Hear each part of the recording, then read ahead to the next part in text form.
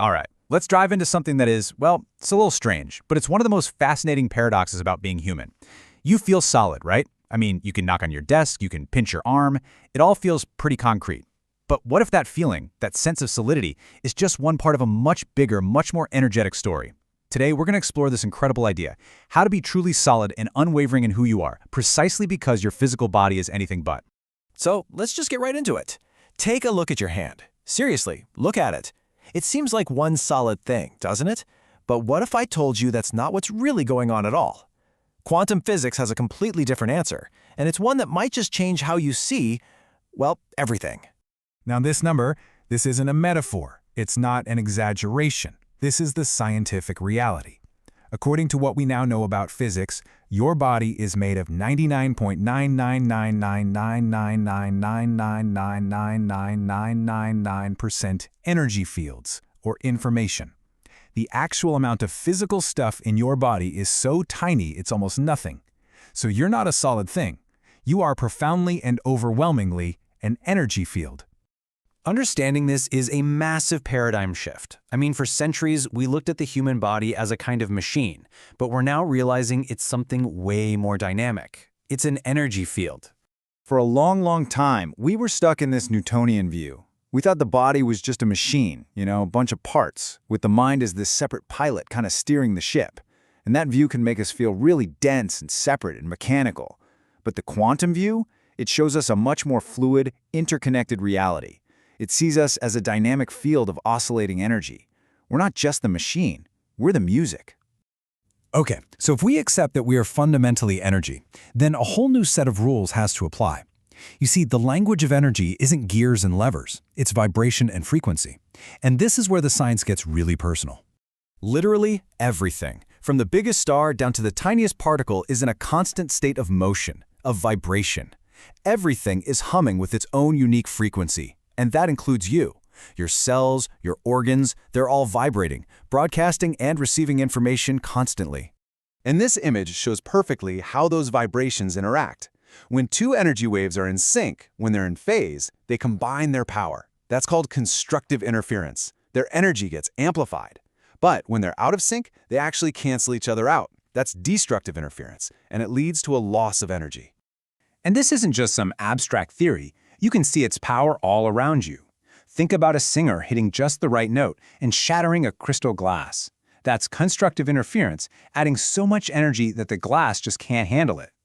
In medicine, doctors use the exact same principle with focused sound waves to destroy kidney stones without any surgery. That is the raw power of resonance in action. So what does this all mean for you? It means your body is basically a resonant instrument. Your cells are in constant communication, sending and receiving info not just with chemicals, but through vibrations. So when you're feeling aligned and in harmony, your personal energy is amplified. But when you're in a state of resistance or fear, you're creating destructive interference inside yourself. You're making yourself feel drained and dense. Now, this naturally leads to a really profound question. If we are these walking, talking fields of energy, what directs that energy? And the answer, according to quantum physics, is as mind-blowing as it is empowering. It's our consciousness.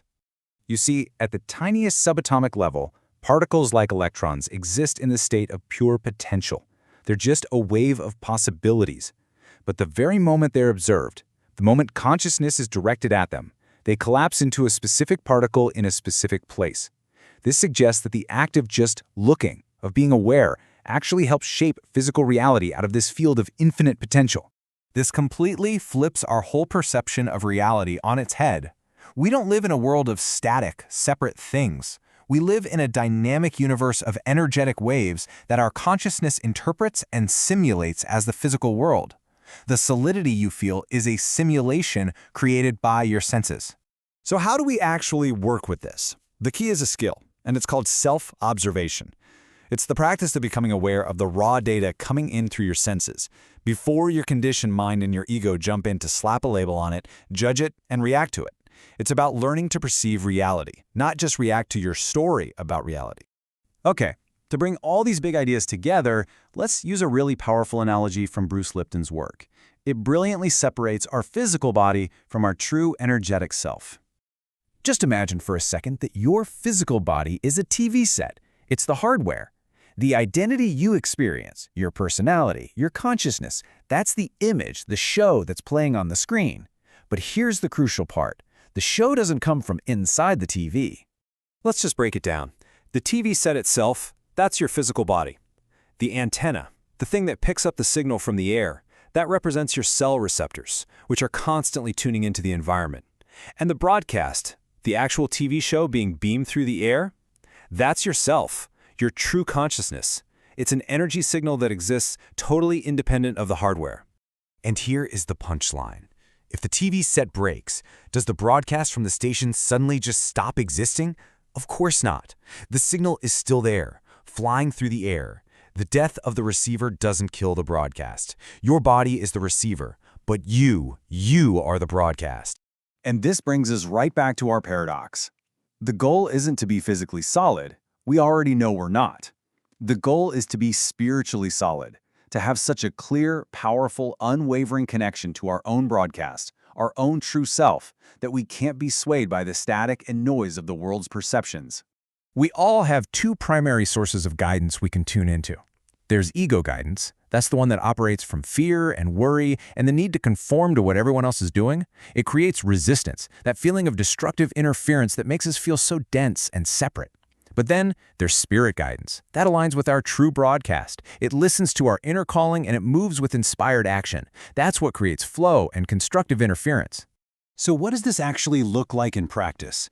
Well, first, you use that skill of self-observation to catch your ego in the act. Second, you intentionally choose a thought that feels just a little bit better. You start climbing the vibrational ladder. Third, you use genuine appreciation as rocket fuel to tune your frequency. And finally, you learn to tell the difference between the quiet nudge of inspired action and the noisy demands of hustle and struggle.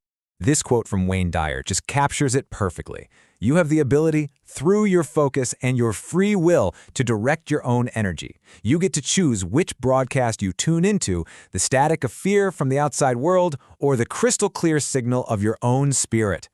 So we end where we began, with a question. You're not just the machine. You're not just the receiver. You are the broadcast. Your thoughts, your focus, your feelings, that is the signal you are sending out into the energetic universe. So the only real question left is this: what will you choose to transmit?